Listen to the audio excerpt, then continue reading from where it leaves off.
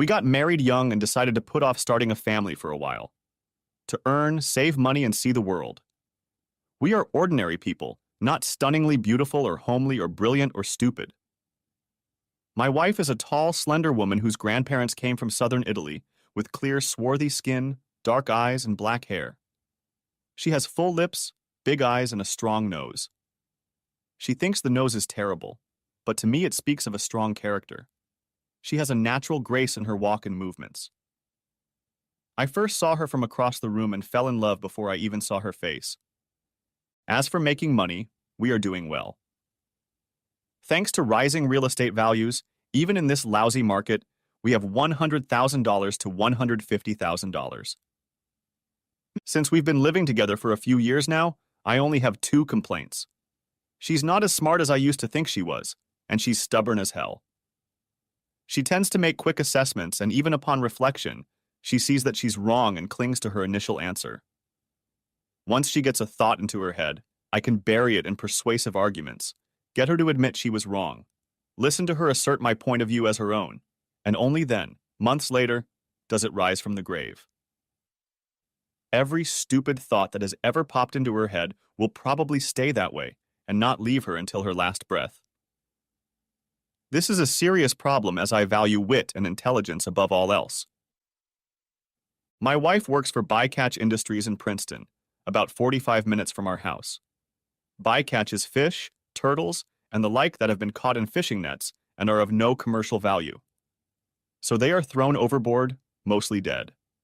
They make up 70–80% of the catch, and their needless destruction is one of the many reasons why the oceans are depleting so quickly. We only take the fish we like and destroy the rest. Ironically, Bycatch doesn't actually have anything to do with fish or fishing. It's a Danish company that buys up all sorts of scrap metal and surplus goods and recycles or resells them. They are making good progress. Unlike many small European companies in the US, Americans are mostly in management positions. Buying and selling, negotiating and taking risks is what they do. My wife is a well-paid buyer-seller at this company, a senior product manager specializing in chemicals. For example, she buys scrap methanol from a chemical plant, contaminated with whatever, and sells it to, well, in this case, she sold it to a municipal wastewater treatment plant where contamination is not a problem. She works out of an unremarkable office in Princeton, New Jersey. I rarely have an excuse or desire to stop by her office, but just on Thanksgiving Day, I was driving by around 11:30 a.m. and thought I'd stop by and surprise the wifey. Take her out to lunch. I know quite a few of her coworkers from parties and such, so no one saw fit to announce me. I waved to those I knew, stopped to chat here and there, and went upstairs to her office. I poked my head through the open door of her office. "Hello, my favorite. Do you have time for me?" "Chris, it's so good to see you. What a treat." On her desk was a bouquet of flowers in a cheap glass vase. "I was passing by and wondered if you were free for lunch. Tell me, who gave you the flowers?" Honestly, they were a few days old, but it was a nice bouquet, probably $70–80 with shipping here, maybe a little less where we live. And I thought it was you. The card said, "From your secret admirer, no name." I wondered why you didn't say anything about them. "When did they come?"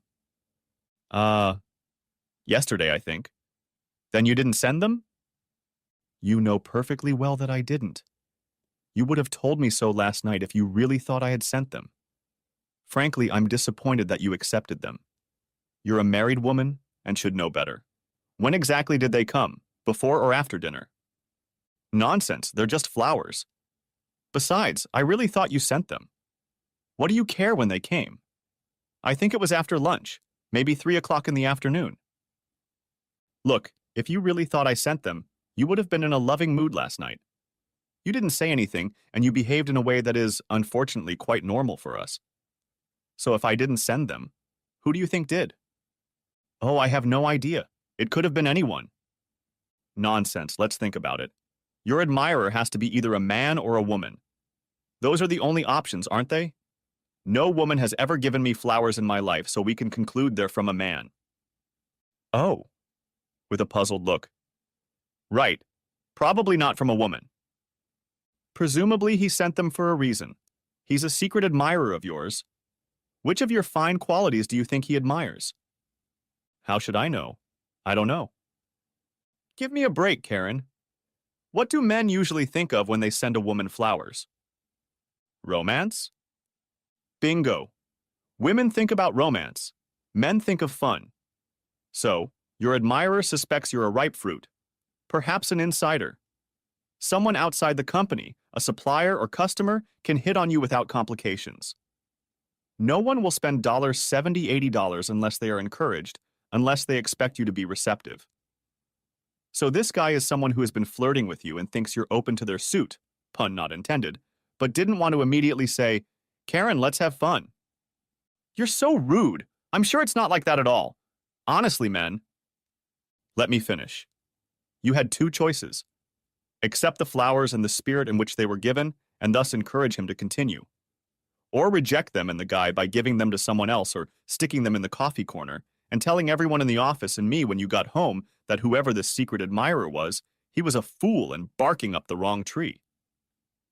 Furthermore, it was probably someone who was here yesterday afternoon or today because they'd like to see your reaction to them. You know, to see if the fish had swallowed the bait, which you did. So, who fits that description? If you're free for lunch, we can talk about it. Oh, sure. I had plans, but that's okay. I'll cancel them. Let me make the call first. I told you I don't know anyone who thinks that way about me. Okay, but you don't have to cancel your plans, really. I wouldn't mind going to lunch with your coworkers.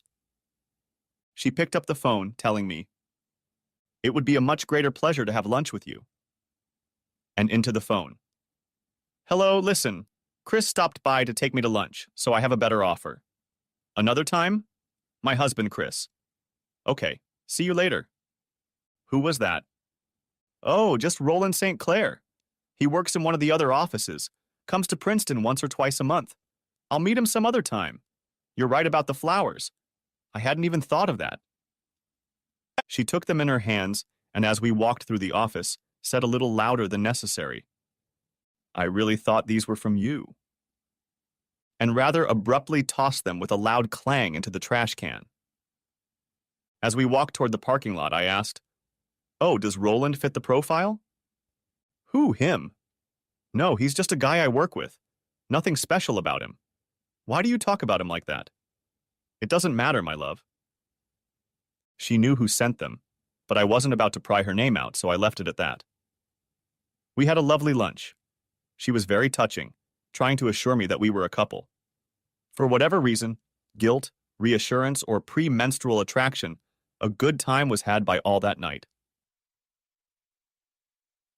About 3 weeks later, at a Christmas party at Beacotch, Karen walked around in a circle while I exchanged phrases with Natalie Waskey and Julie Sullivan, her co-workers.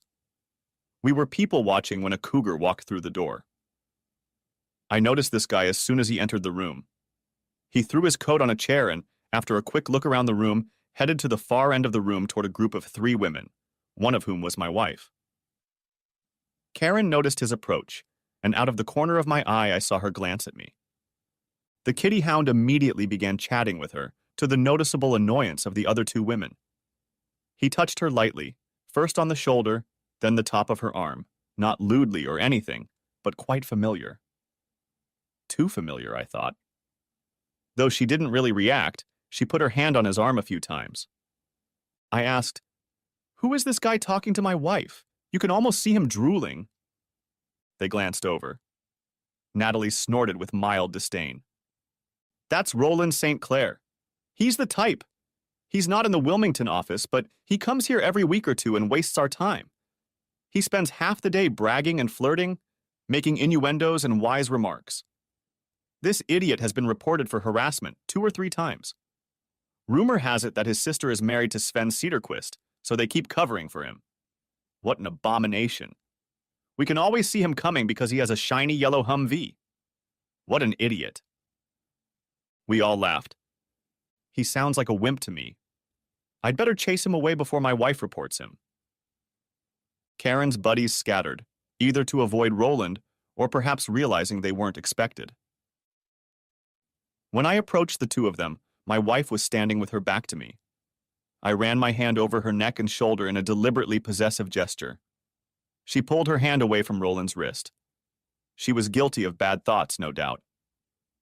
My right hand was by my wife's side, but I defiantly didn't offer her a handshake. Hi, I'm Chris, Karen's husband. And who are you? Oh, don't you know Roland? Chris, this is Roland St. Clair. He works in accounting in the Wilmington office. Nice to meet you, I'm sure, Roland said. He started to extend his hand, but realized that would be silly and yanked it away.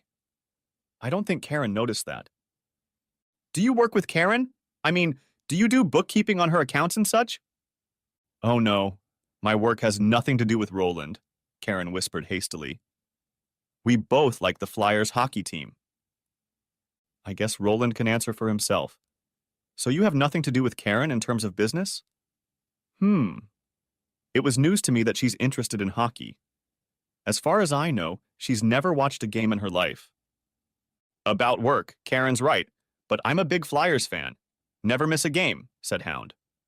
So, Roland, is your wife here? I'd like to meet her. Maybe the four of us can go to a Flyers game. Karen and I have never been, and it would be good for us to go with people who really know the game. Should be fun. My wife looked at me incredulously. My suggestion didn't resonate. No, Sandra can't come. The Flyers game would be great, but she hates sports, just like Karen says you do. Frankly, Karen and I would rather go and leave you and Sandra at home. My wife smiled.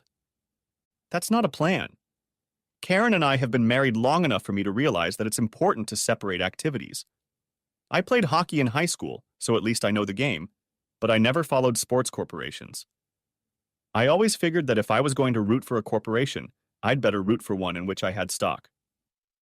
However, rhetoric aside, I would love to watch the game, especially since, according to you, Karen is enthusiastic. I don't mind at all. If, Sandra, huh? Doesn't like hockey, what do you two like to do together? Wifey's long face. She doesn't think I'm doing well here. Chris, Roland, and his wife. I squeezed her shoulder lightly, but she ignored my signal. A little tense with each other right now. Oh, I'm truly sorry to hear that, Roland. Would you mind telling me what happened? Chris, it's none of our business, is it? Do you always answer for Roland? It's annoying. How am I supposed to know how Roland feels if you're always interrupting him? But since you knew about it, it means Roland thinks it's your business. And since married people have few secrets, it's my business now. I mean, why did you bring it up if you and he won't talk about it? Oh, really? Why are you being so rude? Roland, let me pour a couple drinks into him and we'll talk later. She actually dragged me by the sleeve to the bar and ordered drinks for us. She was on a roll. Apparently, I had provoked her more than I expected. Okay, so what's the cause of Roland's problems with his wife? Is he running around on her? Chris, I can't talk about them. It's confidential. Roland certainly doesn't want his marital troubles spreading around the workplace, does he? Roland is going through a tough time, and I'm just a friend and supportive of him. Karen, I can understand that this may not be the time or place to talk about it here in this crowd, but if you think I'm immodest or can't keep a secret, then you really don't know the man you married. It's not only reasonable, but right that you should share with me what another man tells you about his intimate relationship. First, you are not a marriage counselor, and often such stories serve to lower the barrier between right and wrong relationships. Second, you will be tempted to respond in kind and tell him about your marital difficulties. That's fine if you're talking to a good friend who has no interest in your marriage, someone who clearly has your best interests at heart. I assume you have begun to have Roland's best interests at heart and want to reconcile Roland with his wife. Unfortunately, sympathizing with Roland and comforting a man in pain is a short-lived endeavor. I think he's trying to drive a wedge between us, to divide us in order to get you. His comments and advice are not in your best interest. And finally, I'm a man, and I can give you a man's point of view on this. I would be reassured if you could tell me openly about your relationship with Roland that your support wouldn't go too far. What are you accusing me of, huh? Come on, spill it out. Do you think I'm having fun with him? Is that so? No, it isn't. You've been on my case all evening. What's the matter with you? Guilty people run when no one is chasing them. She sucked in her drink like water. While I poured most of my drink into a half-empty beer glass, she scanned the crowd. It was a night to be cold sober. I'm not accusing you of having fun with him. I'm informing you of a threat to us. Look, let's talk about this later. Neither of us wants to get into a public brawl. Let's go dance, sweetheart. She finished her drink, and I swallowed the few drops left in mine before we stepped out onto the parquet. She wanted another drink, and as before, she drank hers quickly, and I took a few sips and spat out the rest. Back on the parquet, she softened as we did a slow dance, and I whispered affectionate words in her ear. The next dance was fast, which is not among my talents, but I held on. The second dance was fast too. The next moment, Roland spun around beside me. I have to admit, he's a pretty good dancer. Gotta hand it to him, he's got brass balls. After a minute or so, he settled down across from me and Karen began to follow suit. I walked over to Roland and dug my fingers in between his triceps muscle and bone hard enough that it would hurt and probably leave a bruise. I pulled him to me and spoke in his ear, quietly enough that Janetka couldn't hear, but the music made it too damn loud for him. Back off, asshole. You can cut in on the conversation with my wife when you're down on the floor with your own wife. Until then, stay the hell away from Karen. You send her flowers again, and I'll shove a vase up your ass. Got it? He stared at me, tense, like he was going to fight. Then he ducked his head and walked away. Karen guessed what I'd said and pounced on me with fists, starting to reprimand me for being so belligerent with poor Roland. I saw that the others had noticed this, so I took her hand firmly, no bruises, just a firm grip, and muttered in her ear. We need to talk somewhere where we won't make a scene in front of your coworkers. Smile when you go outside with your husband. And I walked her out to the parking lot. Poor Roland. He's so lonely. I'm just trying to be a friend to him. Help him and his wife get back together. You're so rude, Chris. You have no reason to be rude to Roland. Don't ever talk to me or treat me like that again. I'm not 10 years old. Cut the crap. You're the blind man here. Let me tell you the way it is. Like that old song, he's none other than a hound dog peeping at my door. That's not the lyrics. It says, you're nothing but a hound dog that cries all the time. My mom was an Elvis fan and used to sing that song all the time. Besides, Roland has a right to be sad. I was quoting Eric Clapton's version. Everyone has the right to be sad. Look, Roland is digging around under your skirt, and you know why. His problems with his wife have to do with him having fun with other women, and I'm sure you're not the only one he's trying to hook up with. I reasoned, but I think I had his number. I'd prefer you stay away from him, but you work for the same company. You've both recognized that he has no business reason to visit you, so you don't have to spend your time entertaining him or going out to lunch with him. I understand he travels to your office in Princeton on a regular basis. He's having trouble finding a place to live, and he doesn't interfere with our marriage. Chris, I'm a grown man. You're not going to tell me who I can talk to. Karen, in all the years we've been dating and married, I've never given you direct orders, but I am now. Make up with him in public because you have to, but you must never, ever be alone outside of work. No lunches alone, no drinks after work, no car rides, no phone calls, no emails, no instant messaging. Do you understand? She started crying, devolving into sobs and rants. She wasn't speaking very coherently, and I wondered if it was the alcohol. As I was pulling out of the parking lot, she jumped to her feet and screamed, "Wait, wait, there's my coat! Pull over! We have to go back!" Your coat will be there tomorrow. You can pick it up then. Did you understand what I said a minute ago? Listen, damn it. You're going to drive me there, or else when we get home, I'm going to get in the car and drive here by myself. Okay. If you still want to go back to the party when we get home, I'll take you wherever you say. You're upset, barely conscious, and you've had a lot to drink. Roland is bad news. I love you and I'm not giving you up without a fight. She sulked the rest of the way home. When the car stopped in the driveway, she jumped out of it, stormed into the house, headed straight upstairs, slammed and locked the bedroom door, and then threw herself on the bed. I heard a thump. I wondered if I had been too cruel. Now Roland was the victim, and forbidden fruit is sweet. There was no point in checking the home computer. They could have been texting and communicating all day on the work computers. I pondered the situation half the night.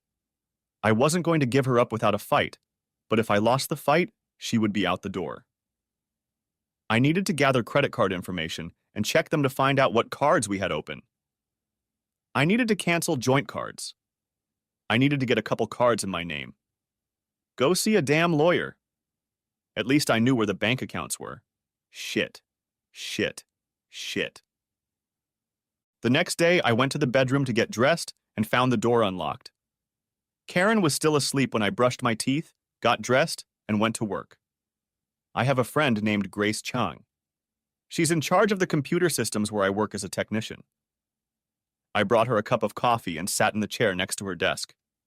I moaned to her about Roland and my wife, asking what to do. It's been a thing. About 10 months ago, I too thought my husband was leaving. Like you, I didn't have access to his email at work, and I had no idea who he might be sleeping with. I bought a transponder, or rather two, because he has a car and a truck. I could track where he was traveling by going online. I did this for 3 weeks. He seemed to drive aimlessly. What the hell, I thought. For my birthday, he gave me a beautiful antique vanity mirror. Turns out he'd been to all the antique stores. What an idiot I was. Grace, I think Roland is trying to antagonize me and get to her by selling her a heartwarming story. And I'm genuinely afraid my wife has fallen for it. Don't be silly. Karen seems like a nice person. Look, I've still got the transponders and software. Bring your laptop tomorrow. I'll load the software into it. You can take as many transponders as you want. Put one on Roland's car, one on your wife's, and you can track them wherever they go. It's simple. Well, Grace, that's the way forward, isn't it? Karen has a certain innocence and empathy, so it might be kind-hearted on her part, except for Roland. I can definitely smell the smoke. Innocent until proven guilty, right? Let's do it. After work, I stopped by a spy store and bought a clock radio with a built-in color camera and microphone that could broadcast within 500 feet. It even came with software to record the signal on a laptop and edit the audio-video. I didn't really have a plan. I just figured pictures are worth 1,000 words, and they would probably come in handy at some point. I also figured that if I had a problem with the program, Grace could fix it. I needn't have worried. I followed the instructions and it worked. The little camera transmitted the sound and image from the TV in my living room to a computer over 1,000 feet away. The image was a little grainy, but the sound was perfect. The next day, Grace programmed my computer to receive transponders. Everything looked great. She projected a small car on the map with restaurants, hotels, and other points of interest right around them with an accuracy of 20 yards. By clicking on Google Earth, I was able to see the area. I needed to know when Roland would be in the office, but the caller ID was bothering me. Since I have a distinctive voice, I asked a friend to call the Wilmington office of Bycatch Industries and ask the receptionist if Roland would be available mid or late afternoon. She was very concerned because he had an important meeting from 2 o'clock to 4 o'clock, and he only had a half hour of free time before he had to meet with Fleming at 4:30. My friend said he would try to contact him another day. Well, good riddance. I left work at noon and drove to Wilmington. There was no security in the parking lot as far as I could tell. It's impossible not to notice the yellow Hummer. I wondered if he was driving down the street pretending to be a real man traveling to Fallujah, Iraq, dodging roadside bombs. I stuck the transponder where the directions said the signal would be best and found a hot wire to plug it in. Before pulling out of the parking lot, I checked the computer, and yay. There goes the yellow tub icon. I headed home. In the evening, I installed the second one on my wife's car. Keeping track of the darn things has been a problem with my job. I'm usually nowhere near the internet. More often than not, I find out where they went after they've gone and disappeared. On the way home, I called Natalie Waskey from Bycatch. Natalie, this is Chris Harlow. Do you have a couple minutes for me? Of course, sir. Give me your contact information, please. Okay. What can I do for you? It's a good thing you're discreet, Natalie. I'd hate for this to become office gossip. Quite right, sir. Look, Roland could be a problem for me. I certainly don't want to put you in the uncomfortable position of being my wife's keeper, but I thought just calling me when you found out Roland would be in Princeton would be a reasonable request. Of course we could, sir. But are you sure it wouldn't create more, possibly massive problems? Absolutely not. I give you my word that I will not attack or blacken Roland's reputation, or even more so Karen's. Well, I'll probably tell his wife if anything happens between them. Just so both families are on an equal footing, so to speak. There's no point in mentioning your part in all this. If you call me from someone else's phone, your contribution will be completely invisible. Oh, great. That's exactly what I was thinking. Let me get the information you requested, and I'll get back to you. Thank you for calling Bycatch. Have a good day. When my wife arrived, I had a nice dinner on the table. She was coldly polite to me. When she retired to the bedroom after dinner to do crossword puzzles, I installed another transponder on her car. Of course, I went online, and there was a map of the area with red #1 and #2 for each of the cars. During the day for the next week, I checked those two cars every time I passed a chain cafe with Wi-Fi. Nothing of interest. On Wednesday, Natalie called and said the shipment would be delivered tomorrow morning. Thursday morning, Janechka left for work, and Roland drove nonstop to Bikach Industries in Princeton. At lunchtime, Roland's car stalled, but came back on an hour later. I had to do some digging, but it looks like he went to the Smoked Pig restaurant. At least when I looked for restaurants on Cottage Street, it was the only one for 3 blocks around. My wife likes barbecue, but that's not proof that she went with him. I didn't know for sure until Natalie called and said they'd had lunch at the Smokin' Pig for an hour, then hung up. Things had calmed down a bit in the house over the past week. That evening, Janechka came home exactly on time, more or less as she had been. After dinner, we struck up a conversation about, how was your day? In the midst of the chatter, she stated that she'd had lunch at the cafeteria, eating chicken salad with cottage cheese with a couple of other women she'd been hanging out with. What? You didn't have kebabs? I asked. She shrieked. What are you trying to say? Are you calling me a liar? What makes you think I had kebab? And what's that blob of brownish red on the pocket of your blouse? Too dark for ketchup, too thick for wine, so smoked pig barbecue sauce. And you like kebabs? So where did that drip come from? Dr. Watson, has Sherlock Holmes discovered the secret? No, it's just a stain on my shirt. But her face frowned as she picked at the stain. More like a stain on your honesty. You lied about going to lunch, didn't you? You and Roland went to that barbecue joint for lunch, and you're lying about it. I'm being serious. I'm not going to let you sneaking around behind my back, drowning our marriage, damn it. What in God's name makes you think about Roland all the time? If I get a flat tire on the way home, you're going to blame it on Roland. You can't tell me who I can and can't see. I won't give you that kind of power over me. I am right, am I not? If you say no, I can call Phyllis at Bycatch and ask her, you know that. She hated Phyllis. Okay, but all I did was go to lunch with him. Nothing happened, and nothing's going to happen. How did you find out? Did someone from work see us? Innocent people don't need to worry. No one gave you away, just deductive logic. The fact that you lied to me is a very bad sign, Karen. But you're right, love. I can't make you behave. Lincoln freed the slaves. After all, we're both free to do what we want. If you really want Roland instead of me, I won't stand in your way. Frankly, given your behavior lately, if not him, then someone else at another time. Listen, you leave that damn Roland alone. And if you want me to be followed, then back off. You're wasting your money. I resent you treating me like a child, trying to tell me who I can talk to and all that. You're obsessed with Roland and trying to control me. You're sick. Nonsense. Out of 300 million people in this country in the 5 years we've known each other, Roland is the only person I've warned you about. I'm not trying to control you. I'm telling you the consequences of going down the path you're on. If you don't act like a married person and make the concessions necessary to be a married person, you won't be a married person. It's as simple as that. Look, I told you not to be alone with him, and you went to lunch with him and lied about it, so you know. Honestly, I feel bad that you did that, and I'm a little apprehensive about the future.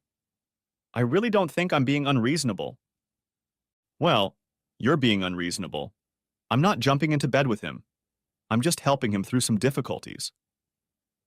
Look, maybe we're too involved in this case to be impartial. Let's call your sister and ask her for her opinion on who's reasonable and who isn't. She's always on your side. Forget about her. I'm a big girl, and I know what I'm doing. I pondered for a long time. I was hurt. I felt like my wife was deliberately sticking a knife in me, and I wanted revenge. If I had pictures of the two of them making love, or even pictures of my wife alone, but in a context where she was with Roland, I could poison the well. Better to prepare for the worst. I stopped by the law firm and bought a divorce kit. They provided the probate kit for free. The bad news was that I would have to sell the house to pay off her share. The house had appreciated in value because of the tremendous amount of work I had put into it, and the fact that real estate values in the area had skyrocketed. We had about $15,000 in savings and equity in cars, but about $150,000 of equity in the house. Karen was supposed to get half of it. And that didn't seem right since most of our income was coming from me. I had to think about it. I filled out the paperwork and slipped it into an envelope. It was easy. Along the way, I filled out a set of papers for a will.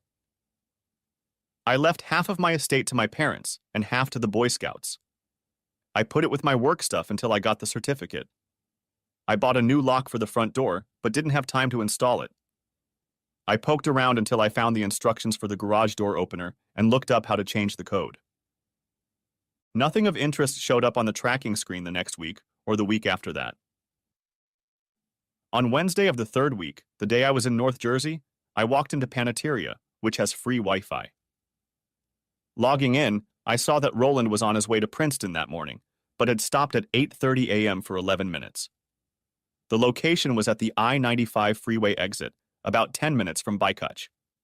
It could have been anything, but right there are the Holiday Inn Express and Sleep Inn hotels. I called the Sleep Inn and asked for Roland St. Clair. No such person was available. I dialed the Holiday Inn. When I was transferred to the room, I hung up without waiting for an answer. I excused myself to my client and headed for Princeton. At 10:30, the lobby was empty. I called the counter, and a guy came out to me wearing a badly ironed white shirt, worn shoes, and black pants that had never seen an iron. I called myself Roland St. Clair and told him I had locked myself out and forgotten my room number. He was about to rough me up when I slipped him a fan of 5 $20 bills. "Yes, sir. I remember you, Mr. St. Clair." There was a slight rustle at the table, and I winked. "Here you are, Mr. St. Clair. Room 114. I got up, set the clock radio so it faced the bed well, and put the hotel clock in my pocket. I checked the reception, and it worked fine. I used the hotel's Wi-Fi to check where they were. Damn. It was about 3 miles to Roland, and here I thought they were going to have lunch first. I hopped outside, got in my car, and drove to Denny's across the street. A few minutes later, a yellow Hummer pulled into the Holiday Inn parking lot. No video reception from here. Or maybe it has a motion sensor and didn't signal. I should have read the manual more than once. I forgot if it had one or not. I gave them 2 minutes, drove up to the hotel, and parked around the corner from room 313 so that if they looked out the window, I wouldn't be visible. Great reception. I saw absolutely everything. I saw them doing it. I turned on the computer and I was tired of watching them. It was payback time. I went home, sat down at my desk, and connected to the internet. I wanted to obscure Johnny's face a little. It took me a long time to figure out what software I needed to do this, but I finally figured it out. I created a fake ID, an RSTC, and a disposable email address. Using the fake ID, I was able to post the video clip along with the comments. Of course, the likelihood of Janechka ever seeing this site, unless I directed her there, is 0. The plan was for me to use some of the words and commands that Roland had applied to Janechka. The first couple of times she might ignore it, but sooner or later she'll realize where she's heard those words before and get scared. First, I'll say I saw them looking at some website. Let her harass me, and then with great reluctance, I'll agree to show her the site. That should help Roland. She got home a little late, but honestly, she looked and acted normal. Maybe even a little depressed. There was a salad on the table, chicken scallops with roasted Italian vegetables. Well, love, you had a nice day, didn't you? A worried expression appeared on her face. Well, the message you left on my cell phone was very nice to receive. But other than that, nothing out of the ordinary. I completely agree. If you still have romantic intentions, they'll have to wait until tomorrow. Ah, so. Well, actually, it's the way you walk and move, kind of sluggish or perhaps lubricated. And you smell different. I can't identify the odor, something like lavender soap and some kind of musk. Did you come in for a drink? A slight blush appeared on her cheeks. No, I came home straight from work. I planned to touch and kiss her like I usually did, but I felt too much disgust. I realized that what I had seen this afternoon did not suit me at all. I didn't think my feelings would change over time. I no longer looked at her with anger and contempt. I was wasting my time being around her. Why waste my time? I didn't want her back. If she thought Roland was so wonderful, let her have him. What the hell do I need her for if she doesn't need me? I began to rethink the video and my plan to shit in her bed. And if I make her believe the worst about Roland from the site, she'll dump him, okay? But then maybe try to get me back. She'll stick to me like toilet paper to the heel of your shoe. It was better for me to move on and plan accordingly. So I never mentioned the website, and as far as I knew, she hadn't seen it. I made no moves to get one last bit of entertainment that night. I just didn't care. The next morning, as soon as she was out the door, I called messengers to pick up the divorce papers and deliver them at 4 p.m. to my wife's work. I went to the bank. I moved some money around in my savings and brokerage accounts to split 50-50. She was at work by this time, so I closed all of our joint credit cards. Upon returning home, I changed the lock on the front door. The clothes she usually wore to work, I packed neatly into a suitcase. All the other clothes from her closet I packed in heavy garbage bags. I logged on. The Hummer was in Wilmington, and my wife's car was at work. I didn't bother emptying her dresser. I wrapped rope around it to keep the drawers from falling out and used a two-wheeled dolly to haul it to the car. I almost killed myself dragging it onto the trunk. I filled the car with trash bags. I remembered the garage door opener and just unplugged it. Locking the front door, I drove to her mother's cottage. Her mom was stunned. I asked her not to call her daughter until 3 p.m., as I had a lot more stuff to move. On the second trip, I got the bed and mattress into the car, loaded the bedding, nightstand, and a few more bags of stuff into the trunk. I went back one last time and packed her CDs and stuff, 2 boxes of knickknacks and books. I looked like a modern-day refugee from the dusty thicket, traveling slowly to her mother's house. Her mom remarked, "I like the idea of her living in the garage. That way she'll know it's temporary. In 4 or 5 months, it's going to be freaking cold in there. That will give her incentive to move in. I've always liked you, Chris. Isn't it unreasonable to ask you to stay in touch? Grace, I'll be happy to keep in touch, especially if it means a home-cooked dinner every now and then." I made the bed, plugged in the lamp and alarm clock. I even made the bed. What a nice guy I am. At 3:10, I had a beer with her mom while she called Karen at the office. "Karen, I just wanted to tell you that Chris kicked you out, and I have to take you in for a while. Chris brought almost all of your stuff over and stacked it in the garage. I don't know what you were thinking, you silly fool." And hung up. Is this really the end, Chris? You two seemed very happy. What really happened? I told her some of the details, but not in great detail. Yes, pretty much the end of our marriage. Your daughter apparently hasn't yet realized what marriage is and what our mutual responsibilities are. I don't think she's ready for that. Maybe she will be ready by the time she remarries. I must admit there is little hope for that. We'll see. Back at my house, I called Roland's wife and told her what was up. She told me to butt out and mind my own business. I again pointed out that it was my business since he was entertaining my ex-wife, but she didn't thank me. Oh well, you can't please some people. I wrote a good letter, I thought. Karen, you were right. It's very nice of you to work with Roland to overcome his family problems, whatever they may be. It's important to you and important to him, but not so important to me. I want you to be happy, so as promised, I'm releasing you from our marriage. You will be able to devote all your time to Roland and many others who will undoubtedly take his place as he has taken mine. I do not know what you seek in this life, but as I think back on our time together, I am relieved to realize that your future has nothing to do with me. Know that I will not speak ill of you and will be courteous to you any time we meet. May you find peace and joy in this life.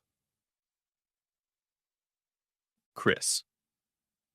And I went back to her mom's house and dumped the last of the plastic bags in the garage. I put the letter in a sealed envelope and placed it on the bed. After saying goodbye and kissing her mom, I headed back home. Arriving in our neighborhood, I parked 2 blocks from our house. Karen or Roland might want revenge, and I would try to get the car out of sight. I walked out onto the street behind our house and through Mrs. Corbin's yard, which adjoined our house. I unlocked the back door and went inside. Peeked out. Karen wasn't there yet. I checked the computer. Roland's truck was parked outside his house in Wilmington. Karen was just leaving work. I assumed she hadn't gotten her mother's message. I changed the answering machine, informing her that she was no longer available at this number blah blah. Too kind. I erased it and recorded a new message. Karen no longer lived here. I included her cell phone number so people could track her down. I'll save you the gnashing of teeth, cell phone calls, and Karen knocking on the door. At first, she denied doing anything with Roland other than talking. By the end of the week, she admitted, got carried away once so it wouldn't happen again. Good thing I didn't have to tell her about the videotape. On Friday, her mother called and asked if I would meet Karen at her house on Saturday. I said yes. I have to thank Literotica for the idea that saved me a lot of money. I wrote a contract stating that in the future, if one of us cheated on the other and there was enough evidence of cheating to convince a justice of the peace, the cheating partner would leave the marriage with only $10,000. I intentionally made the wording somewhat crude and scheduled another meeting with Bert, my attorney. I showed him the agreement. Bert, the agreement needs to be written roughly. I want to lull her into signing what she might consider a private agreement. I want you to reread it and, where necessary, change it so that it's a binding, airtight contract, hopefully without changing the amateurish tone of the writing. He reread it again.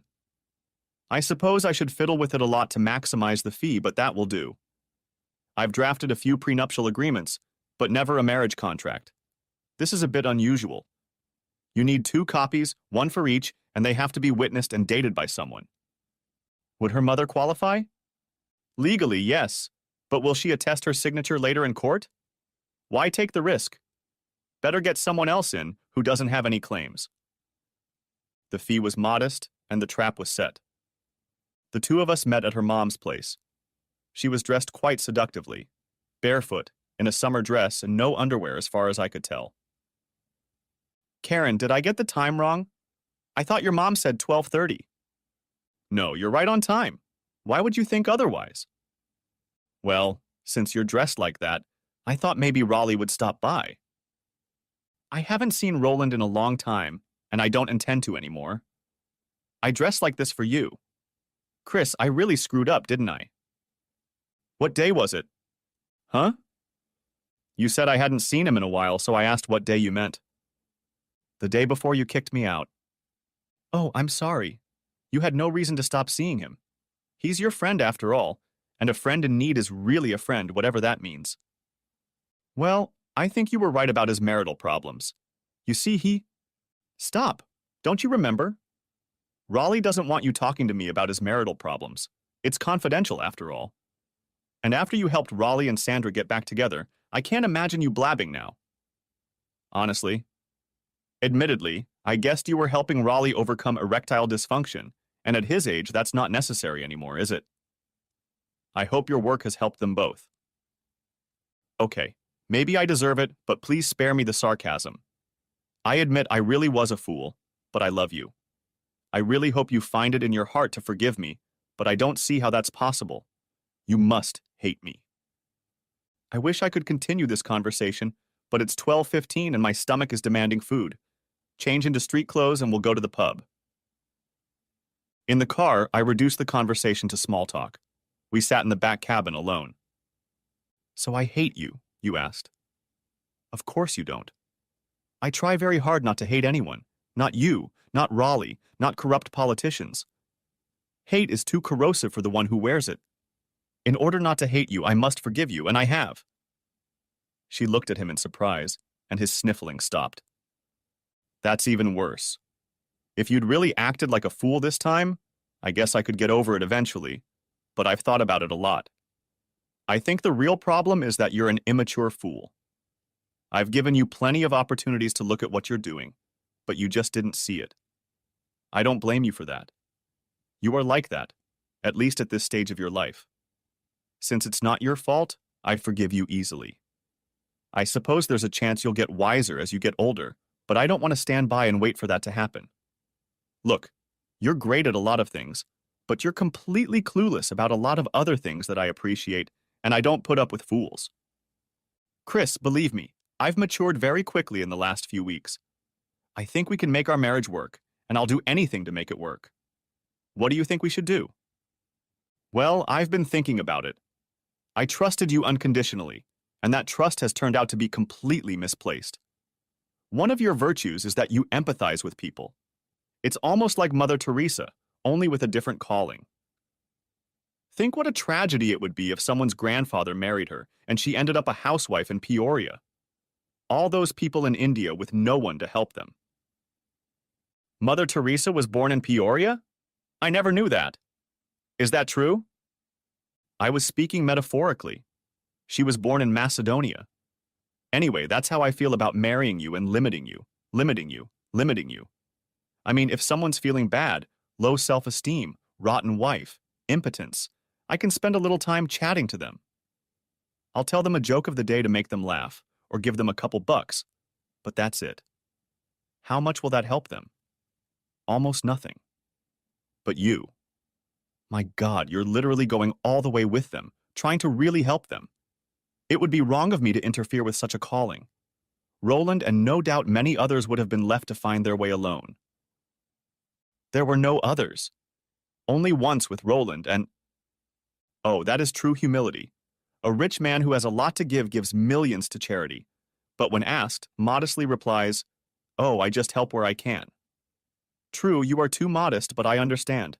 Modesty is also a virtue. I didn't want to make it too easy for her. Chris, I really do understand the dirt I've turned all of this into. I've grown up a lot. I really have. Let me think about it, Karen. It all comes down to whether I want to risk wasting years of my life on you or move on. Why don't we meet tomorrow, say here, at 12:30? Sure. D 12:30? She was waiting for me when I walked through the door at 12:35. I don't know how long she was there, but her beer glass was only 1/3 full. As before, we made small talk. I didn't bother to ask her if her mom's garage was starting to feel cozy and homey. Okay, here's what I'm thinking. The way I see it, if you slip once, you run the risk of doing it again. If I have to go through the agony of my wife having fun with anyone, I want to be compensated for it. So here's a proposition. If I catch you having fun and I can prove it to a justice of the peace, you walk out the door with 10,000 and I get the rest. It's only fair that I offer you the same deal. It punishes the adulterer. If we both sign this agreement, we'll bury the hatchet and move on with our lives. I handed her the amateurish agreement, modeled with irrelevant typos. As I expected, she read it cursorily and said, "Good, that's fair. I can sign it. I really appreciate you being so lenient. I'm not sure I could have been in your shoes. Let's hope none of us are in my shoes in the future. Dante, could you come here for a moment?" The host, a casual acquaintance of ours, came right over. "Ah, Chris, Karen, is there a problem? New help in the kitchen is always trouble for me." "Not at all, Dante. Karen and I are signing an agreement between us, and we need someone to witness the signatures. Could you do that for us? You won't have to read the documents because you'll only witness the signature." "Sure, Dante will do it for his friends." It was over in a minute. Karen and I each had a signed and witnessed legal document. A second honeymoon followed, with vows of fidelity and love and things like that.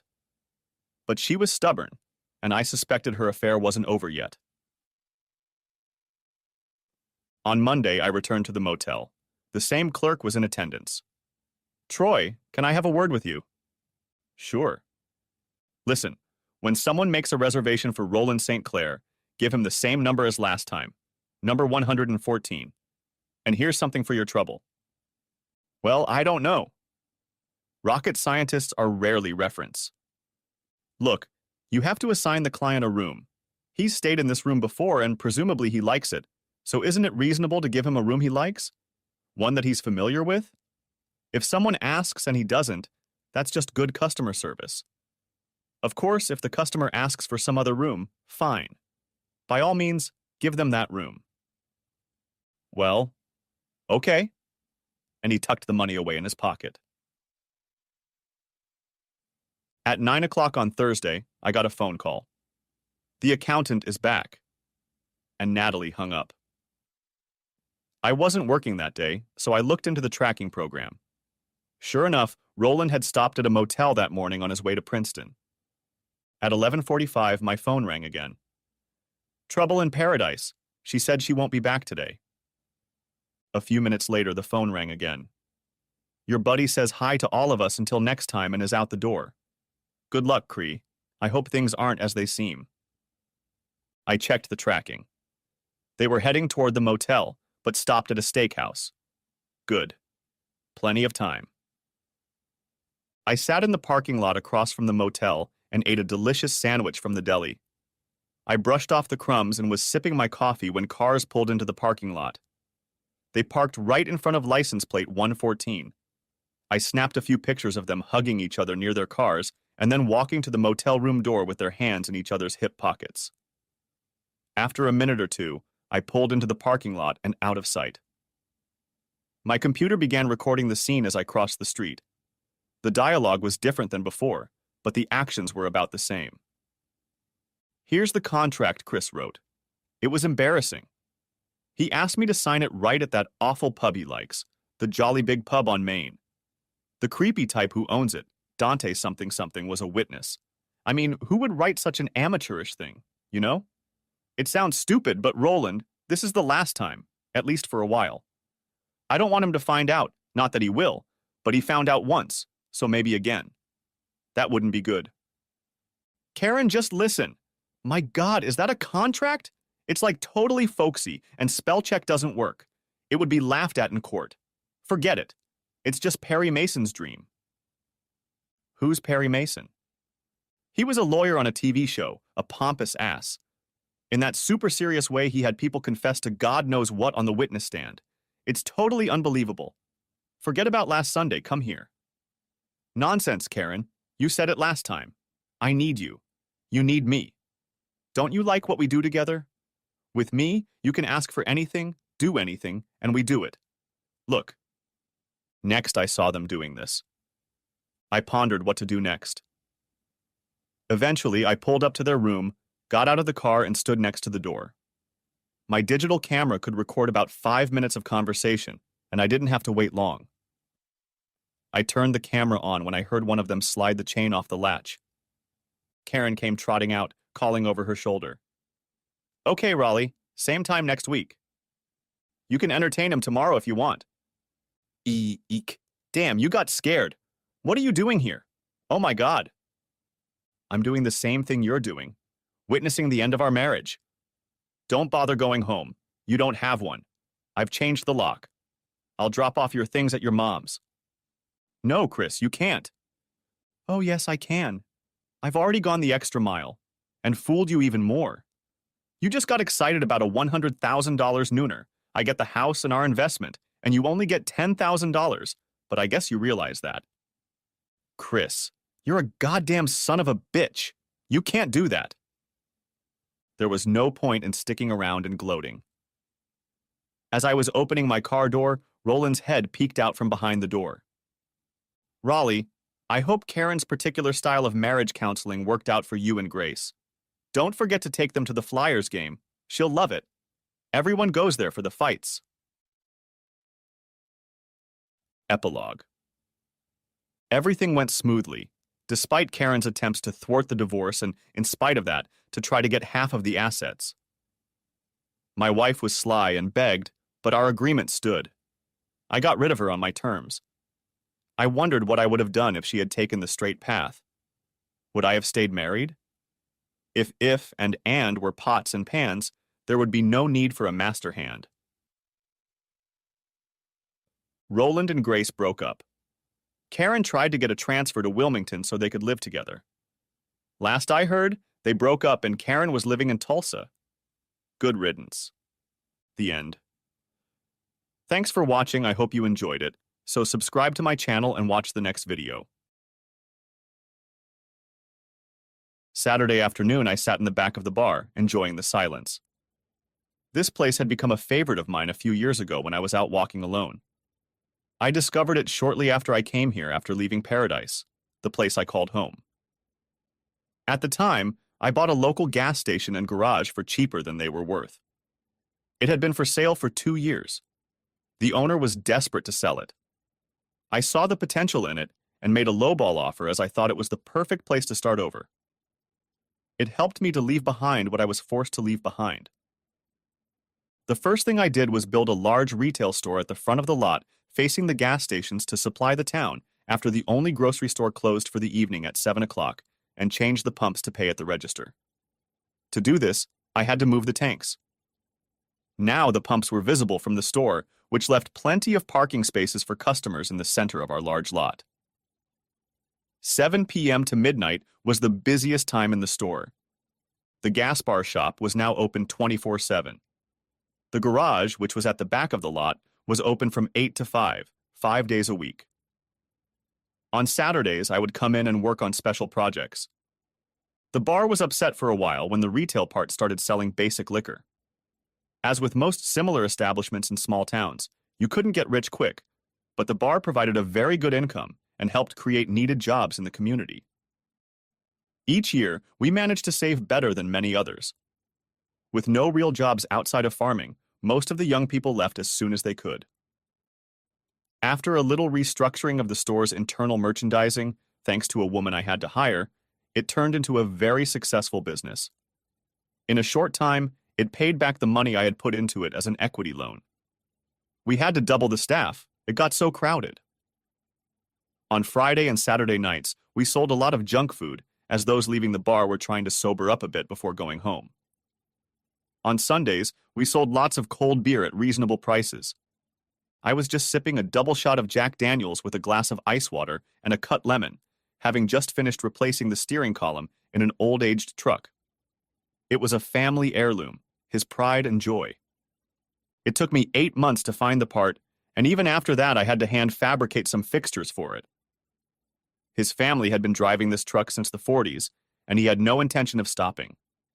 I thought if he wanted to, he would have been buried in it. 4 to 7 was the best time to be at the bar, since most of the regulars had already had dinner. In a couple hours, the place would be filled with a musical crowd when the band played. Farmers used to bring their farmers' daughters here for after-work entertainment. In the 6.5 years I worked here, I gained a solid reputation and made quite a few friends. Most of the locals had a habit of looking out for each other and would tell me when something unusual was going on. I only came to the bar once a week, always on Saturdays at the same time, to have my one drink before heading home. It was my free time, which I used to quietly gather my thoughts. I saw them walk in and wished I hadn't, because they automatically ruined the end of a perfect day. I still recognize them anywhere, anytime, any place, and I still wish I had. The woman was my ex's twin sister, and the young man with her I called my son at one time. It brought back memories I wouldn't have wanted. It was a period when I realized that you can't see evil when you live with it. Since the last time I saw him, he has grown up. His appearance had changed a lot. He looked more like his biological father. This proved to me that eventually the truth would come out, no matter what. The question today was, why were they looking for me now? They walked right up to the bartender to chat with him for a bit. I saw her pull a picture out of her purse and show him. The bartender said a few words to them, and I saw them turn and walk back out the door.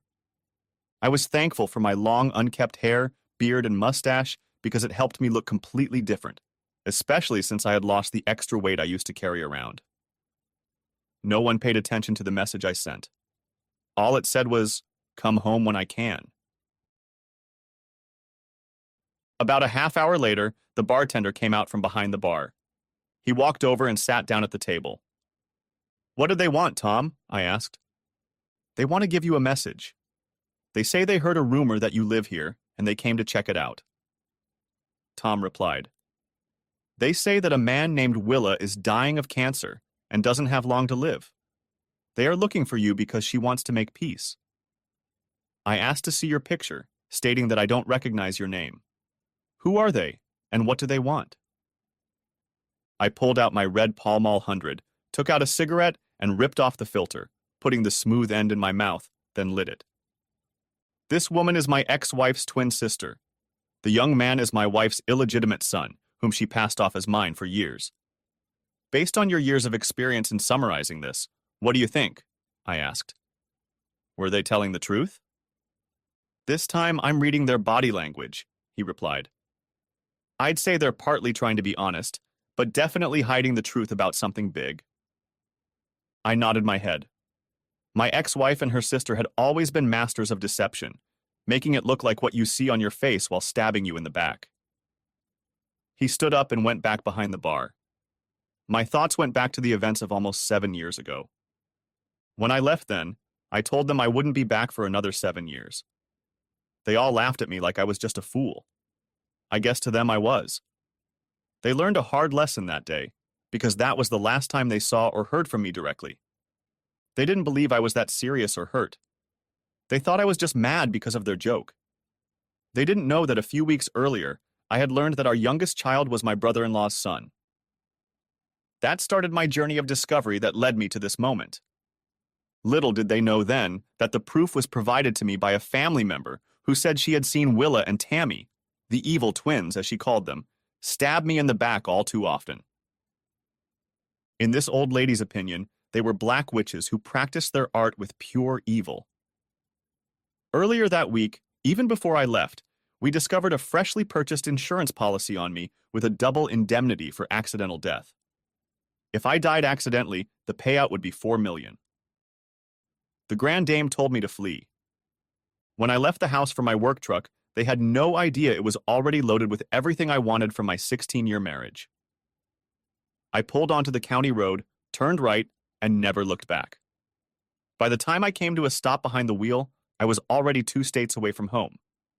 I have to admit that it was partly my fault, because I knocked Willa up when she was 16. I was 18 and just out of high school. My family convinced me to do the right thing, and that summer we were married. Soon there were 2 more children. They were still laughing about what they had done. In their opinion, it was just hilarious. Willa told our daughters, "Your father will come back when he cools off. He really needs to regain his sense of humor." A few hours later, my wife saw a sheriff's department car pull up to the house. She went to the door to greet him as he walked from the parking lot. "Are you Mrs. Willa Racine?" he asked. When she answered yes, he said, "Mom, you've just been served." "What?" she asked jokingly, because she thought it was all a big joke. When she opened the envelope, it was the first time they all knew how much I knew. I learned from the grand dame that my wife was shocked to learn that I had dissolved our marriage without a second thought. My attorney and I even listed all of our assets and liabilities. The DNA report showed everything. The affair lasted a year. The divorce petition included time, date, place, and receipts from the hotel, showing the credit card that was charged. The material supplier even provided photos of the couple during the entertainment. In the legal envelope, at my request, he enclosed a sealed letter. Upon opening it, Willa's sister learned that I was suing her husband for non-payment of child support, adultery, and public defamation. Then their laughter stopped. No one thought it was funny anymore. I was no longer the joke they thought I was. I was the one who had the last laugh. After all, their joke was that the only thing I was good for in their eyes was making money. Everything I did seemed to turn to gold and provide cash flow, so Willa and the kids were spoiled to bits and didn't need anything. Later in the afternoon, Willa found out that I had sold 3 of our businesses that I had built from scratch and paid off all the debt. Even the 2 apartment buildings we owned were gone. I sold them at a nice profit. I canceled all credit cards and removed my name from all bank accounts. I signed over my half of our house to her and took half of what we were worth in cash. All she had to do was agree to the divorce. In doing so, I reduced our cash flow from about $10,000 a month to 0. Unfortunately, Willa's sister had to learn firsthand what it cost them to use me to their advantage. My attorney took everything they had before the divorce because I had damaged them all. He froze their assets before they even got a subpoena. After the divorce, they were both broke. My attorney called her into his office when it was finalized and reimbursed her for a quarter of what they lost. Why would he do that, she asked. My lawyer replied that for him it had never been about the money. For him, it was, and still is, a matter of principle. If you don't know, it's something that you and your sister have proven you don't have.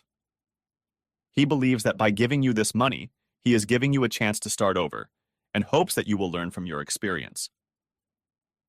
Willa refused to agree to a divorce until she spoke to me in person. So we were both still in an uncertain position, legally separated, but not divorced. I had no need to talk to a person who had knowingly lied to me for years. She had to work for the first time in her life. It was a new experience for her to learn that money disappears quickly and doesn't come in. I had my attorney forward anything important to the mailbox I rented from the FedEx store, and once a week they forwarded everything to my work address. I did this intentionally because I knew that given our history together, their shit would never stop. These 2 sisters love to play on people's emotions and manipulate everyone involved in their lives. Knowing both of them, I knew they would plan their revenge. It wasn't a question of if, but when.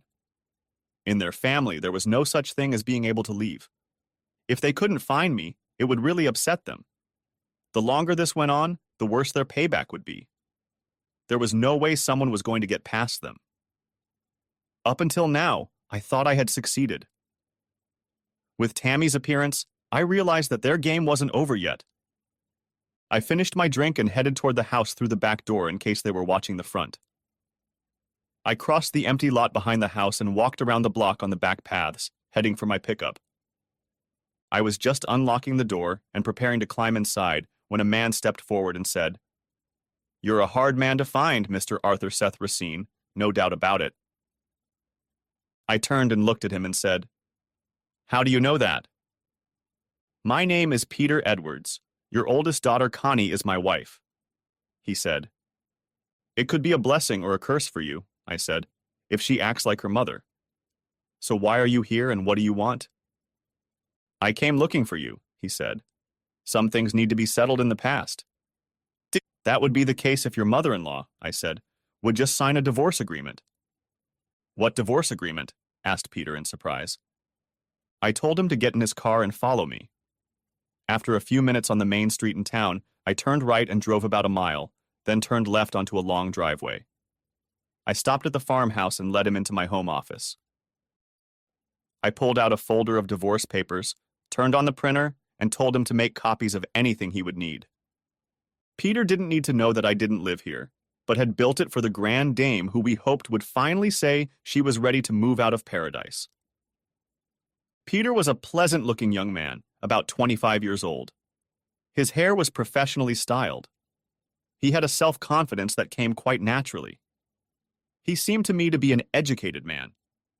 I wondered if he was who he said he was, and if he was part of Willa and Tammy's team. He used my Wi-Fi password and downloaded everything into his laptop from my home computer. All the important records were stored here, and the master copy was in a safety deposit box. One of the things he was interested in was a copy of the Sheriff's Department report that Willa had to sign the day she was served with the summons. The only thing he was able to print out was a letter from Willa's attorney to mine. It was the letter from the lawyer to my lawyer that did the most damage to what he had been told.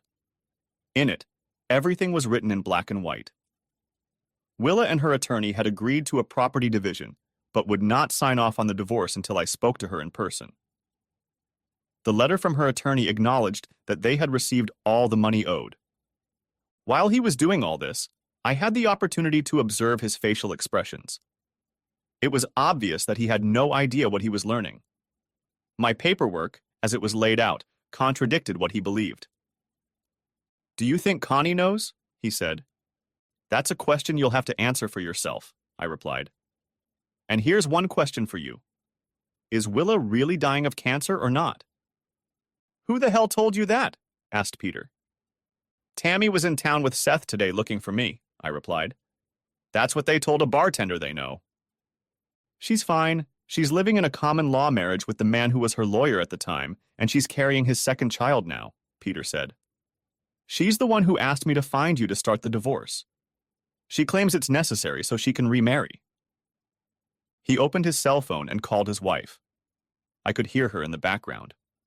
Then he put it on speakerphone so I could hear both sides of the conversation. "Connie, did you know that your mother lied about the divorce not being finalized yet?" Peter asked. Asked Peter. Asked Peter. "What are you talking about?" Connie replied, "You know that our father left town because he was broke. Right after he left, we kids left too, so we weren't home when Mom found out. Mom told us later that it looked like our deadbeat dad had abandoned all of us. Mom and Aunt Tammy told us later that he cleaned out whatever was left before he left town. If it hadn't been for stepfather, we wouldn't have survived. I'm sending you the legal file. Have my sister look after our child," said Peter. "Then contact me as soon as possible when you've read it." While they talked for a few more minutes, I got up, pulled out 2 bottles of Bud, and opened them. I put one in front of him. "Why didn't you tell my daughter you found me?" I asked. "Connie and I have only been married about 2 years. She gave birth to our son 3 months ago. Rest assured, for now, I'm not going to tell anyone that I found you," Peter said. "As far as everyone in the family knows, I'm working hard investigating a case." With those words, he opened his wallet and showed me his badge. It said he was a police officer for the Paradise Police Department. I opened my laptop and opened the hometown webpage. Clicking on the link took me to the police department webpage. This proved that he was telling me the truth. "It was that accident that was reported a few months ago that gave me the lead to find you," Peter explained. "Connie wrote a report on your disappearance, which was forwarded to the wanted list. The insurance company informed me of the ruling in your favor." "So why didn't you tell Connie you found me?" I asked again. "In reviewing your detailed file, it became clear that there might be something else going on," Peter said. "The first question I had to ask was what happened to the $250,000 in cash that Willa was supposed to receive in addition to the house deed. The second is why are they all lying about what really happened?" "Yeah, sounds like someone's been fed a bunch of lies, just like me," I said as his cell phone rang. "It's my wife, I'll put it on speaker," Pete said. "So please keep it down." "Hi, honey," my daughter said. "Where did you get all this from? Is it true? If so, we've all been lied to over the years. Seth has no idea of his true origins, and neither do I. My sister Karen will be shocked to see this. My mom chastised her severely for always sticking up for our father. Yes, so much so that they no longer speak. This story is different from the lies we've been told. Apparently, Mom and Auntie gave Dad no choice. The two of them have been playing with his life behind his back for years. What bothers me is the fact that the divorce is not finalized because my mother won't sign off on it. It makes me wonder what is really going on. It's true. I got the information directly from the widow of your father's lawyer. Unfortunately, I had to travel out of state to find her. It seems her husband kept duplicates of all his records on his home computer. Peter said, I'm glad he did. From the paperwork, it looks like your mother was served with a divorce petition the same day he left. And I wrote on a piece of paper for Connie to talk to her great-aunt Josie, if she was still alive. Peter nodded his head. Pete, it's more important to find my father now, Connie said. My father deserves to be free of my mother and her scheming, if only to finalize the divorce. What happened to the money she got? If the house belonged to her, why did she have to sell it? The more I look into the facts, the more I wonder what the hell was going on and why she was planning to sue him for desertion as soon as she found him. Hey, I have an idea. Ask my sister to watch our son a little longer. And you talk to Aunt Josie and tell her what we found out. Maybe that will get her to open up, Peter said. To you about what she knew. It has to stay with us for now because it's beginning to look like there may be some serious fraud going on here. The question must be asked as to why your mother has been slandering your father for years.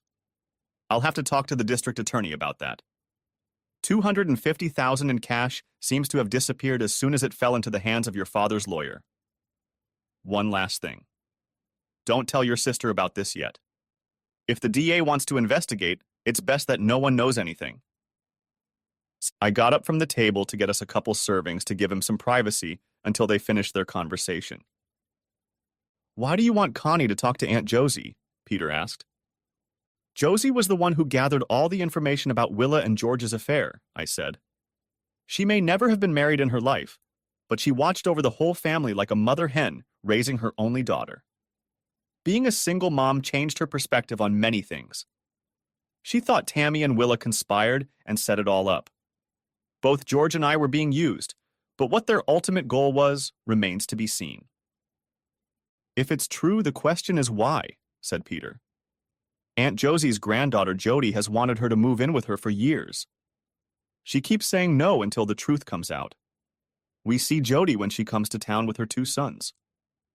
Well, Jody, Josie's granddaughter leads a very withdrawn life, I said, as do I. Socializing with the Weather sisters seems to take a toll on everyone around them.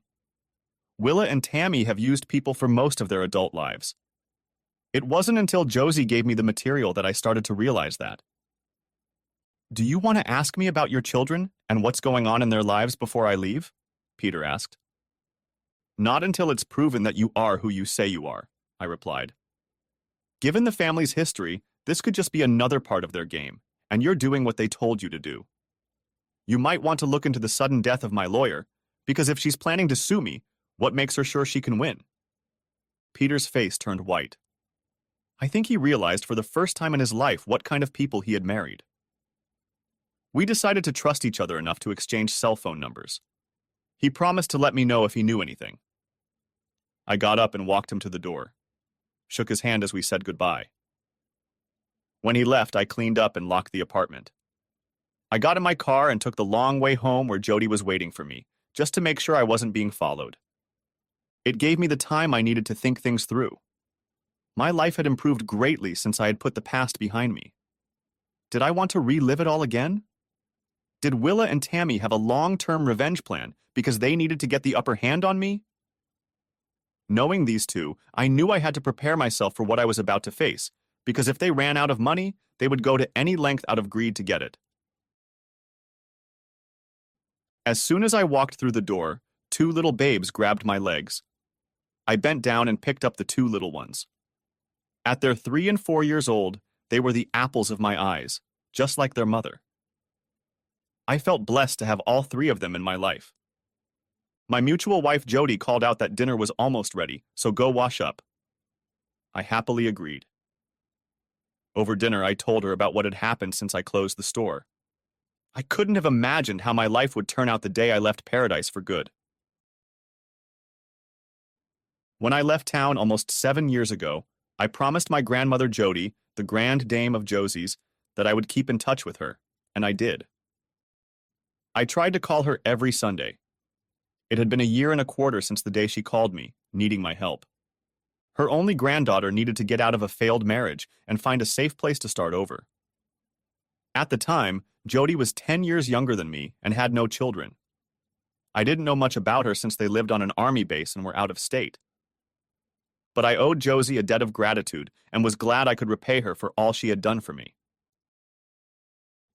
It took me a week to find a 2-bedroom apartment for her and partially furnish it. For the most part, finding a place to live in a small town is nearly impossible. I found it thanks to a friend of a friend. The day I arrived to pick up Jody, she had quit her job, cleaned out her bank accounts, and packed her bags. Her husband was about to enlist in the army as soon as he got home from his last military service on base, which was a 2-week intensive training exercise. They were going through a drill that simulated real combat conditions, and so they were out of the house for the entire time. It was about 8 in the evening when I pulled up to her house in the U-truck I had just rented for a one-way trip. I arrived quietly, without giving anyone a heads up. Along with a few of her neighbors and friends, we moved everything she wanted into the back of the rented truck. I was in and out of her town in less than 4 hours. When asked where I was from, I refused to answer, saying it was better that no one knew for now. As we drove back, Jody and I began to get to know each other. It was deep into the night when she got a call from her grandmother. I smiled when she said, "Yes, Grandma, Art picked me up. You could have warned me that he is a wild bushman who might look half decent if he cleaned himself up." The next day, Josie contacted her granddaughter's attorney to have all her legal documents and communications mailed to my FedEx box. Jody warned us both that her soon-to-be ex-husband could cause quite a bit of trouble. I took a proactive stance to protect her. Over time, we both became convinced that my thinking about her situation was correct. Jody took over the management of my store. Over the course of a few weeks, she proved to me that the store really needed a good manager. It turned out to be the best decision I ever made, as she made it look easy. The changes she made with my approval made the job even more successful. For her, the needs of the customers came first. Her personality alone brought in many new clients. She worked with each of the employees, assigning responsibilities and establishing rules of behavior. She blessed us with becoming a staff problem-free operation. Josie had to get a restraining order against Jody's ex because of his constant verbal threats against her. He was dishonorably discharged for what he did because of Jody's departure, and he moved back to my old hometown because he thought that's where his ex-wife would be. Being the new girl in a small town makes you the center of attention, so to keep the horny single men at bay, Jody kept wearing her diamond ring. It gave her protection when she needed it most, and time to adjust to her new life.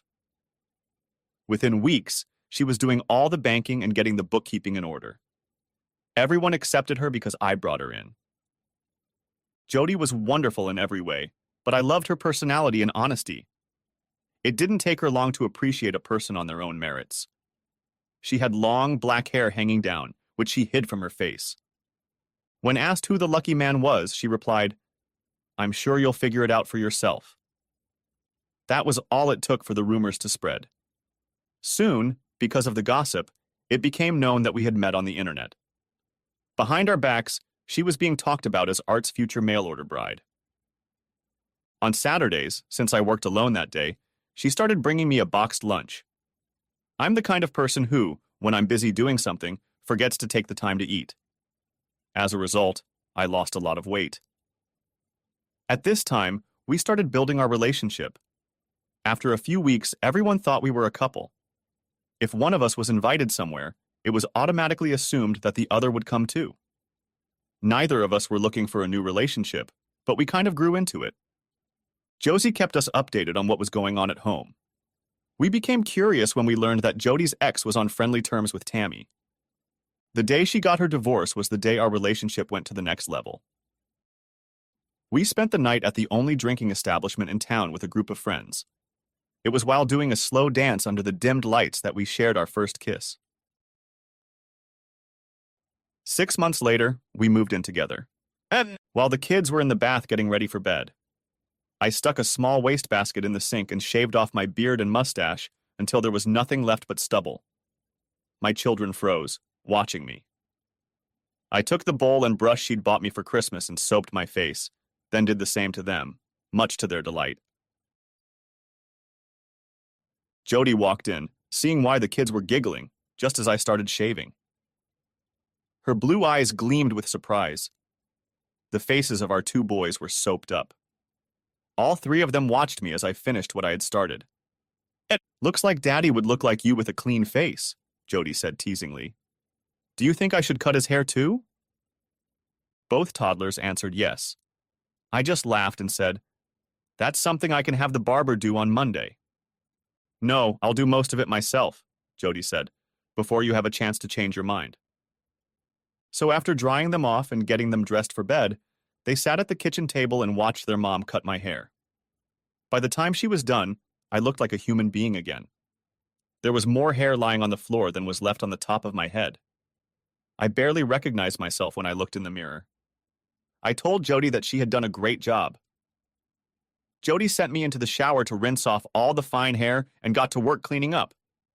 While I was doing that, her grandmother called, as my daughter Connie had just left. Jody was under the impression that when it came to her grandmother's sister's family, Josie was planning to go to war. Her grandmother thought it was time to straighten those bitches out. Connie left her great-aunt's house knowing that each of my three children were to receive an annuity of $600 a month each in lieu of child support, purchased by me through Mutual Life. None of them were getting any of that. Damn, it was a wild night. If I had known shaving and cutting her hair would turn her on like that, I would have done it sooner. For the entire next week, I had to endure the "who are you and what did you do" jokes from everyone who knew us. Jody was asked if she had to blackmail me into joining normal society. Jody responded with her usual humor, saying that I had promised to make him take a bath at least 3 times a week. Most understood the joke, some didn't. It was interesting to see how things are in paradise when you believe your shit doesn't stink.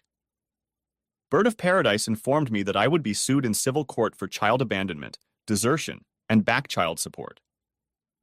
Jody and I found this amusing. They thought that if they got a judgment, a collection service could be hired to find me. When the male aist broke the news to us, he thought it was a big joke. His boss and the DA even hired an attorney to speak on my behalf. Then he explained that they took advantage of my situation to give them time to put the pieces together. Peter estimated that Willa and Tammy had stolen over $48,000 from each of our children. They took a new look at the sudden death of my former attorney. Jody's ex-husband was now of interest to them. By revisiting the cold case for what I assumed was an accidental death, it was now an open criminal case. If what they learned was true, Willa and Tammy were facing 7 to 10 years in prison. Willa's former attorney, now her common-law husband, could be disbarred because he was the one who had filed the lawsuit. A scam had to be pulled in order for charges to be filed. The lawyer they hired for me would be paid for by them. They wanted all the records I had to surface at the end of the investigation because it would give them time to build a stronger case against them. I had to look in the mirror to make sure I had the word "sucker" written all over my face. For a few weeks, we had peace and quiet. Then the grande dame called. Josie called us Sunday night and told us that the paperwork would be filed on Monday. She emailed me everything she had collected over the past 7 years. She had masterfully assembled a whole truckload of notarized statements, personal conversations that were videotaped about what was going on, and the names of 3 or 4 attorneys who would be perfect for the countersuit she thought I should file. What caught my eye was the $2 million accident insurance policy. Neither of us knew it still existed. That explained where some of the money had gone. Jody found out it had been purchased 6 months before I left. Jody and I spent half the night forwarding all the information to the DA after reviewing it. Jody and I were certain that this was all being done to lure me back so that I could be set up to be taken out later. The next morning, Jody called all the attorneys Josie had recommended and picked one.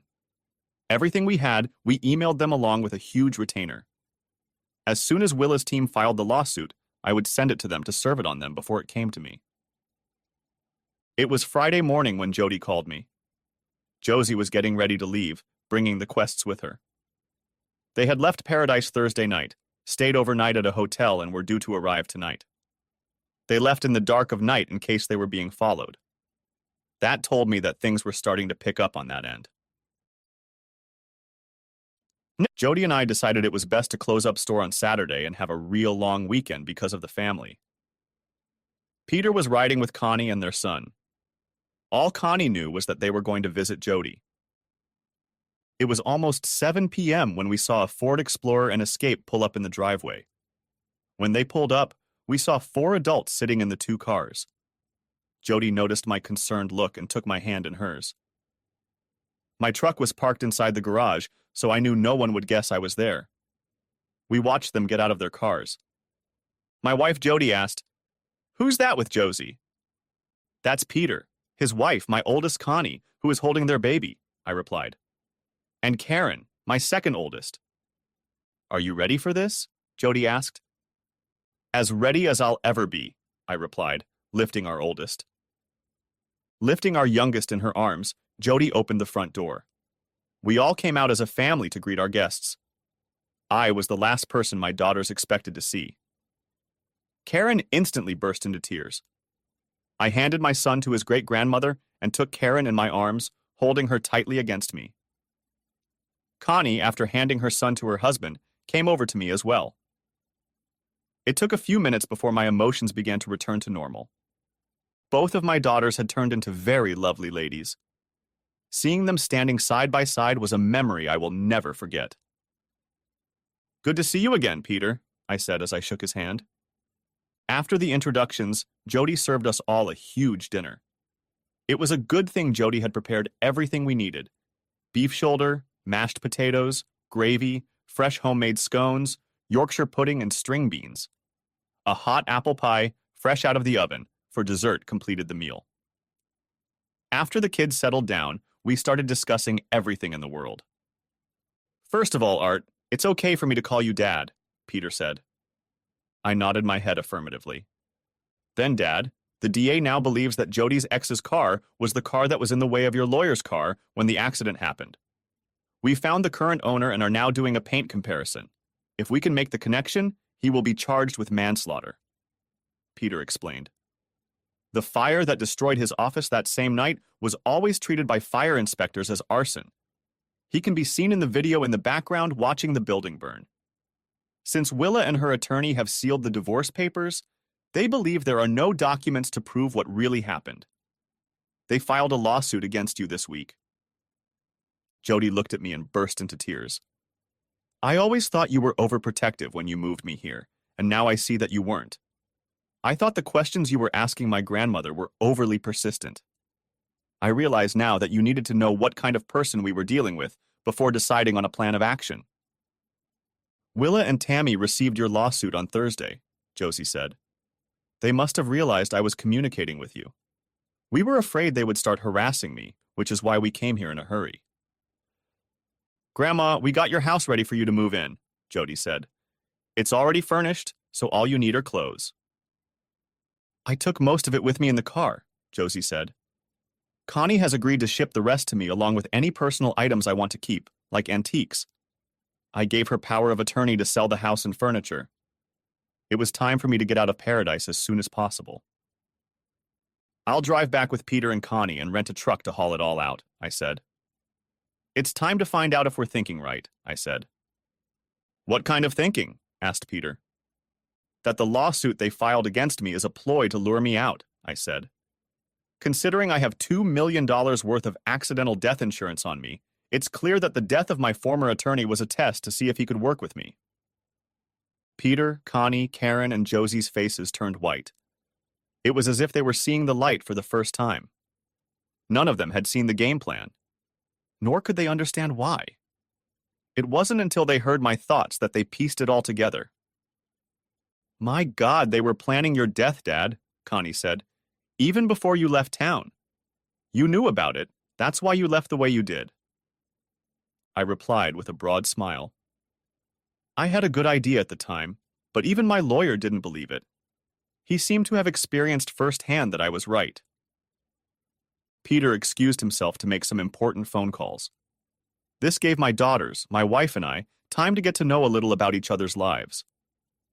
Jody dug up pictures of what I looked like when she first met me. Both of them had to admit that even they wouldn't have recognized me. When Peter came back into the room, everyone fell silent. Willa will be taken into custody the day after the holiday, near the end of the day. We can hold her in custody for 48 hours before charging her. She will be charged with 3 counts of theft for stealing an annuity from her children. Peter explained, "We'll slow down the process, so it'll take her a few days to get a bond hearing." Dad, if you can fly in on Wednesday and rent a U-Haul to go into town, stop at a few of your old places to get noticed. If anyone asks what you're doing, tell them you're here to pack Josie's things, Peter explained. That way, Willa will have to be communicated with through the city jail. The district attorney, when I told him your thoughts on this whole situation, said you got it right. Until you gave us your thoughts, we couldn't put it all together. When you get to Josie's house, we'll have police protection for you until everything is cleared up. Peter, are you telling me that the father of my children is the bait you need to lure my cousins out? Jody said. What assurances are you willing to give me that you won't call me and tell me that I became a widow before I was legally married? I looked at Jody, and she saw the look on my face and replied, Dem, you'll do it without a second thought, no matter what I think. That's what I could say about my Jody. She knew me better than I knew myself. Jody, Art has always been like that. That's why I called him in, to save you from the unknown when you finally decided you'd had enough of the crap your exes were carrying, Josie said. Art would never ask anyone to do anything he wouldn't do himself. He wants us all rid of witches for good. If that's what it takes, it's worth it to him. Graham, my only fear is that Art will return to the Devil's Lair to face the unknown, Jody replied. Smiling, Josie replied, If Art were a boxer, he'd be a world title holder. There's no one in the world who thinks faster when he's on his feet. That's his advantage over the witches. Anything he does will knock them out. Jody, you have to remember that Willa and Tammy have no idea that Art knows anything. Ladies, relax. I'll be in Peter's hands, I said. If anything happens to me, remember that he will have to answer to Connie, who is my daughter. Peter knew better than to say anything, so he just shook his head. He knew how dangerous my return to paradise could be. Later, we had a chance to talk as the 4 women were deep in discussion amongst themselves about what was going on. The DA thinks Jody's ex will make his move right after he finds out you're in town. He'll know it was you who came and pulled Jody out of the horrible marriage she was in. He will be furious, Peter said. That information will come from Willa, who will be told this by a planted informant who will be locked up in the city jail early Thursday morning. The question is, if he's captured in the act, will he give it all up to save his own skin? I asked. We looked into his military background, Peter said. Whenever he's been caught, he's admitted to it and taken responsibility. He's a follower, not a leader, so I expect him to give up easily. The only reason he maintains a relationship with Willa and Tammy is because he's easily manipulated. The sign read, Welcome to Paradise, City of Refuge, population 34,823. All it gave me was confirmation that the City Council had declared that the laws of the United States of America did not apply here. Welcome to our version of the Wild West. Justice here depends on what we tell the boys in blue to do. Law-abiding citizens we prosecute, illegals we look the other way. We're not biased, after all. That's the progressive way. The privileged working class always has to pay for the sins of others because those in power had to please their masters who wanted the minimum wage lower and labor cheaper. To give them that opportunity, many things were done that required those in power to look the other way. Not much had changed here in almost 7 years, except for the freshly paved Main Street. Everything looked the same. I decided that if I wanted to get noticed, my first stop should be my old favorite establishment if it still existed. Luckily, Bob and Betty's Burger Bar still existed. It looked the same, only it was freshly painted. I pulled into the parking lot, got out of the U-Haul truck, and headed for the main entrance at 11:15. I was just ahead of the weekday lunch crowd that would be arriving. I was counting on the fact that since I was a businessman in a former life, my face would be recognized. We wanted them to know quickly that I was back. As I took a seat and picked up my menu, I noticed several faces looking at me. I saw several people using cell phones. A server approached with my coffee and creamer and asked if I was ready to order. "Is Wednesday's specialty of meatloaf, baked beans, and garlic mashed potatoes available?" I asked. "How do you know about that?" the server inquired. "It's meant for regular customers and it's not advertised." "Tell Jack that Art wants brown gravy and some fried onions to go with the meatloaf," I said. The waitress looked at me like I was crazy. I stood up and said, "Never mind, I'll tell him myself." I walked through the swinging doors into the kitchen, and the server followed me and barked out my lunch order. Jack turned and looked at me. "You dumb ass," Jack said with a smirk. "You're a few weeks early." "Welcome back, old friend." "Susan, please bring Art's coffee over here. That way we can catch up while he eats at the end of the table." Jack was the son of the original owner and never changed the name. We'd been friends for most of our lives. We chatted until just before rush hour. He asked someone on the staff to get his wife to join us. It gave us a chance to talk about important things. "Art, you should know that after you left, the wife severed her friendship with Willa and Tammy for good. She didn't like what they did or what they said about you and the kids." "Jack, a few things are about to happen. Last night there was supposed to be an arrest that, if a few people think right, will lead to several events, just like a row of dominoes starting," I explained. "Connie's husband Peter works with me. That's why I came back early." Jack looked at me completely seriously and said, "He's a damn good cop and an honest man. He put 2 of our former city council members in jail last year for corruption. You'll have to tell me what's going on later. There are too many big ears here." We saw Sasha pull into the parking lot. I thought to myself that she looked good. I sat down and waited for her to come in. I knew that when she came in, she would see me from the back and wouldn't think anything was wrong. "Jack, what happened? Susan said it was important," said Sasha when she saw me. I stood up and turned to her. Sasha, my little sister, had lost her temper. Her older, meaner brother had come home. I took her in my arms and hugged her tightly like it was just yesterday. It took her a few minutes to calm down. Jack asked the kitchen staff to leave us alone for a few minutes. "Do Mom and Dad know you're back?" asked Sasha. "No, and it's best if we keep it a secret for a few days," I replied. "Are you here in part because Willa was taken into custody last night?" my sister asked. "Yes, and it's going to get worse before it gets better," I said. "As soon as I get to where I'm going to live, I'll be under police protection. All I can say is that the police are looking at the death of my former lawyer with new eyes. They now have reason to believe it is connected to the arson attack on his office." The expression on Jack and Sasha's faces spoke for itself. It was well known from what was going on in Paradise that the district attorney, appointed 3 years ago, was trying to clean up a lot of cases that had never been resolved. "You're a decoy to bait something or someone out," Jack said quietly. "If this is correct, the arson, murder, and several other crimes will be solved in the next few days," I replied. All of this was done to create a situation where I would be forced to return to the city. Willa's arrest and my sudden return will turn a very carefully planned conspiracy upside down. "What's behind all this?" Jack asked. "A $2 million insurance policy with a double indemnity on accidental death," I said. "Insured on me." My sister walked out of the restaurant with me to my rental truck. We were standing around chatting when we noticed Tammy pulling up beside us. "Where are you staying?" my sister whispered.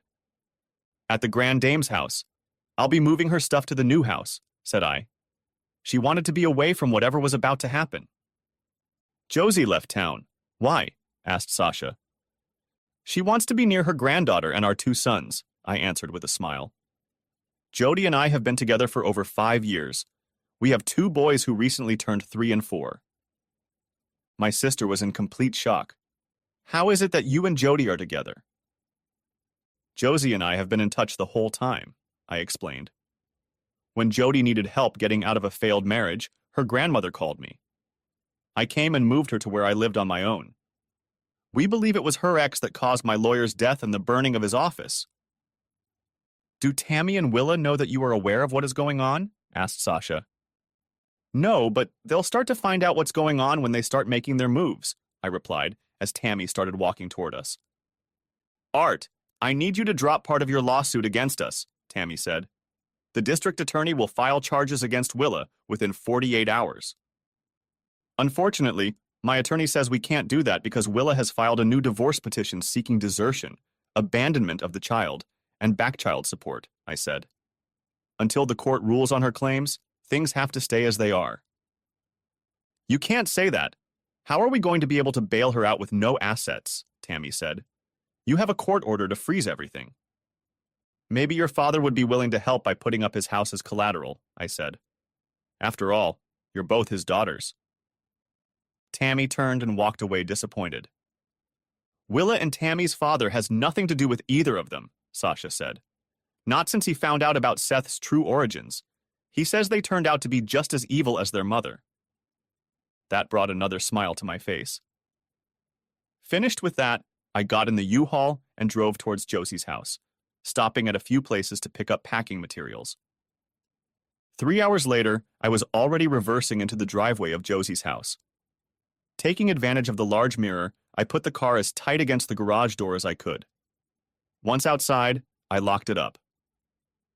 Before entering the house, I walked around it to make sure nothing had been touched inside. Josie had told me that she had left the curtains open, but I noticed that they were closed. Before entering the house, I texted Peter to tell him I was coming and asked if he had closed the curtains. He replied that there were police officers in the house and perhaps they had closed. Knowing this, I unlocked the front door and went inside. Mr. Racine, the officer said, holding out a cell phone to me. There's a Peter Edwards here to speak to you. Hi, Peter, I said. Looks like those who need to know. Tammy was talking to me at the burger place in the parking lot right after I finished my long lunch. She wanted me to lift the lion on her sister's assets, and I refused. I heard that, Peter said. We taped Willa and Tammy talking about having to reschedule their plans. Jody's ex Brad Press came up a lot in their conversation. Willa told Tammy to let him know that you know where Jody is. That alone should motivate him to do what we need him to do. It looks like our thoughts were right, because not an hour later, Brad showed up. Willa told him where you were staying. Our informant who was arrested today told her you were back to move Josie, Peter said. When Brad asked where, Willa said to her granddaughter Jody's house. A few minutes later, I saw the garage bay doors open.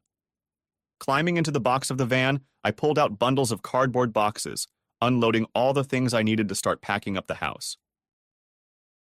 At 6:30 in the evening, the pizza order from Papa John's came in. I opened the door when the delivery driver knocked on it. The driver asked if I was moving. I said no. I just went back to get my stuff to help a friend. Brad made his move around 11 p.m. Using a car tire iron, he picked the lock on the front door and slipped inside. Seeing that the only light was on in the kitchen, he headed there, pulling a 9mm pistol from under his shirt. He found me sitting there drinking coffee. Hey, Art, Brad said. Willa and Tammy say hi to you. I'm here to find out where Jody is so I can visit her. Sorry, but that's something I'd never tell my lawyer's killer, I replied. Or the man who set his office on fire. Before you kill me, because we both know you will. How much were you promised from the insurance settlement? What makes you think I did it? He asked, taking the bait.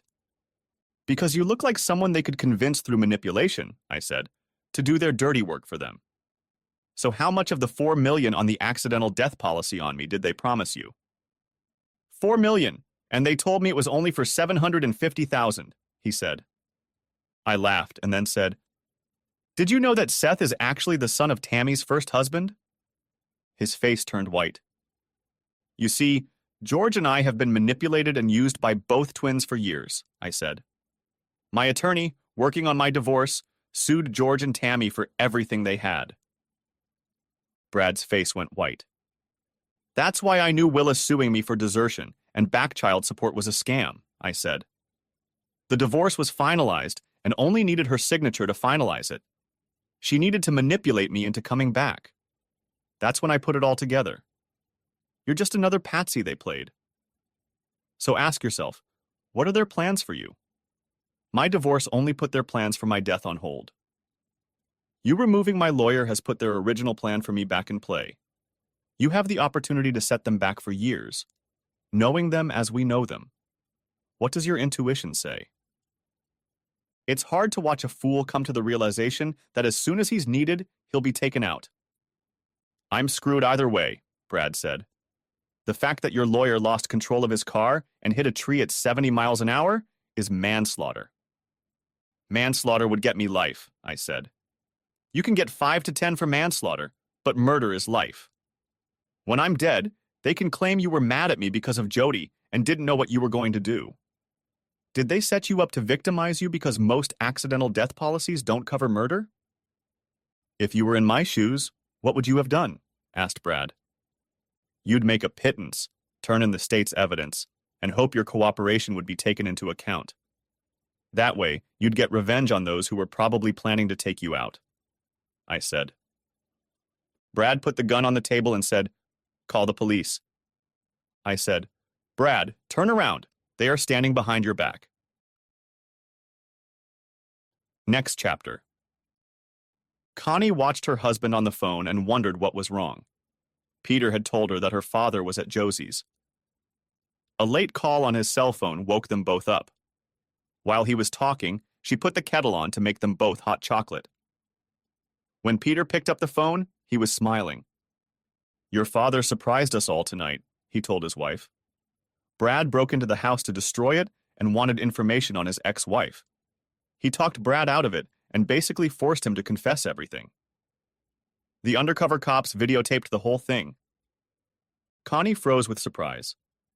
How did my father do that? He told Brad some basic facts that Brad knew nothing about, like the truth about Seth's origins, Peter said. I think your father convinced Brad that the insurance policy wouldn't pay out for a death by murder, and that was the deciding factor.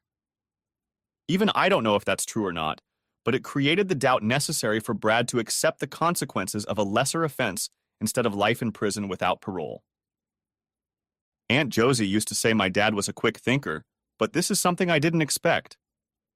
What does this mean for my mom and sister? Asked Connie. If Brad agrees to testify against them in court, they'll both be charged with arson, manslaughter, and at the very least, attempted murder of your father, said Peter. Connie picked up her cell phone and dialed Jody's number to let her know.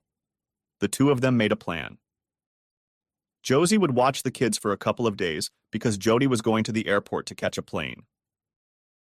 Connie would meet her at the airport when she received a text message about her arrival time. Finished talking, she called her sister and explained everything. Peter had gotten dressed by this time and was going to drive to the station to get a signed statement from Brad before the end of the night. I didn't wake up until 8 in the morning. The first thing I did was call Jack. I needed the front door fixed. He said he had someone he knew, and within half an hour he was there. The front door was replaced, a new trim, and a new lock installed. The gentleman was just finishing the job when my daughter Connie drove into the house with Jody. Jody jumped out of the car and ran to me. Tears were streaming down her face. In that moment, I realized how much she had been through in the past few days. Brad was taken into custody last night, I said. He surrendered to the police officers who were protecting me. I was never in any real danger. If that was the case, why didn't you call me? Jody said. Why did I have to hear about it from Connie? It was almost 2 in the morning last night when the police cleared out, I answered honestly. I figured I'd call you today.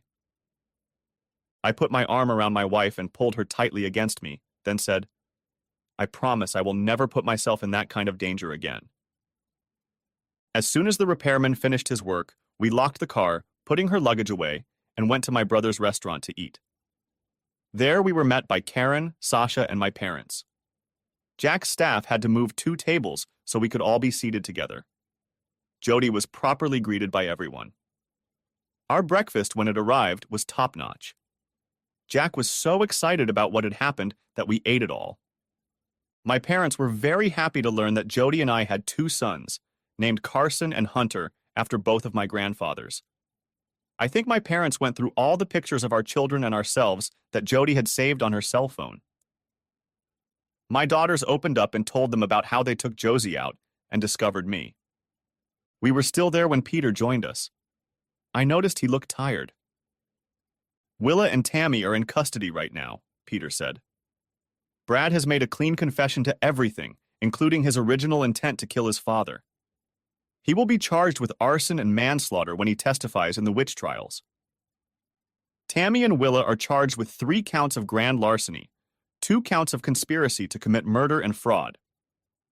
The district attorney is now meeting with the divorce judge who handled your father's case to see if he can expedite the finalization of your divorce. Peter, are you saying that Art and I can finally get married? Asked Jody, trying to comprehend what she had heard. The DA took the papers with him when he went to see the judge, Peter explained, along with Dad's original divorce papers. He's hoping that the judge, having been fully informed of everything, will waive the requirement for Willa's signature, the waiting period, and issue the divorce certificate. Jody, I said, I think I'd better buy you a proper engagement ring today and finally propose. Everyone murmured at my remark. Tears came to Jody's eyes. She had always believed we would do it, but this was something she hadn't expected. Before we left, Mom and Dad made us promise to come over for dinner. Jody and I busied ourselves packing again until about 5:30, and then we headed over to my parents' house for dinner. Mom and Dad had a lot of questions. Jody told how I had saved her from a failed marriage thanks to her grandmother. Then she told how she got her first job and where it led to. We were still enjoying their company when Peter and Connie showed up with my divorce certificate. It was good to know that I was now free. When Jody was given a chance to talk, she kept bragging about our children and our life together. It was my mom who said we should have a wedding before you both got back. That's when my father got Peter's and I's attention. Grabbing a glass of fresh beer each, we followed the leader.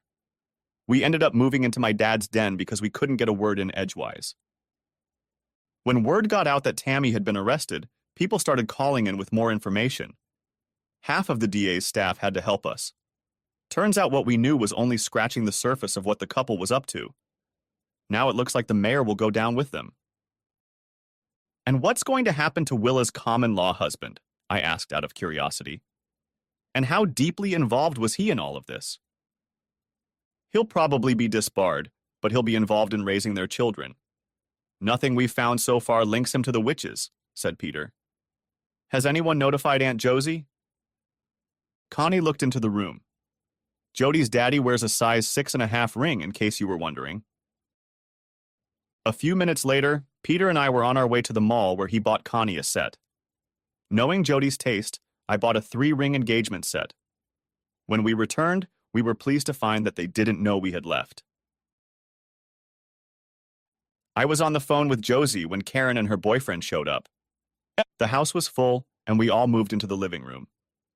The men had to bring some chairs from the kitchen. Dad told Jody to sit in his chair. This let my mom know that something was up. So she watched the scene with her eagle eyes. And there was silence in the room as I walked over and knelt down to ask my common-law spouse to legally become my wife. I caught her off guard. Of course she said yes. The party went on. My father proudly said, I need to catch up on almost 7 years of drinking with my son, and Jody and Art, your engagement is the best way to start. Peter had to drive Jody and me back to Josie's. A lot of stress and worry was relieved. Friday, we went to City Hall to pick up our license.